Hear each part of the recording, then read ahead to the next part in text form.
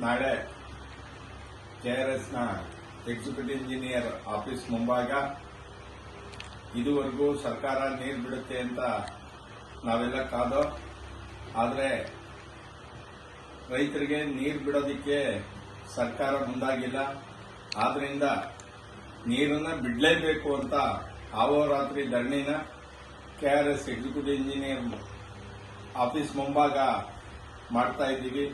ದಯಮಾಡಿ ಎಲ್ಲ ರೈತ ಸಂಘದ ಕಾರ್ಯಕರ್ತರು ಹಾಗೂ ರೈತರು ಹೆಚ್ಚಿನ ಸಂಖ್ಯೆಯಲ್ಲಿ ಬಂದು ಆ ಚಳುವಳಿಯಲ್ಲಿ ಭಾಗವಹಿಸಿ ನೀರು ಬಿಡೋವರೆಗೂ ನಾವು ಅಲ್ಲಿ ಆಹೋರಾತ್ರಿ ಧರಣಿನ ಮಾಡ್ತೀವಿ. ಸರ್ಕಾರ ಕಣ್ ತೆರೆದು ಗಾಳಿ ನೀರೇ ಮುಖ್ಯ ಅಲ್ಲ, ಬೆಳೆನೂ ಬೇಕು, ಆ ಬೆಳೆಗೂ ಒಂದು ಕಟ್ಟು ನೀರನ್ನ ಹರಿಸಬೇಕು ಅಂತ ಮಂಡ್ಯ ಜಿಲ್ಲಾ ರೈತ ಸಂಘದ ಪರವಾಗಿ ನಾವು ಸರ್ಕಾರನ ಕೇಳ್ತಾ ಇದ್ದೀವಿ.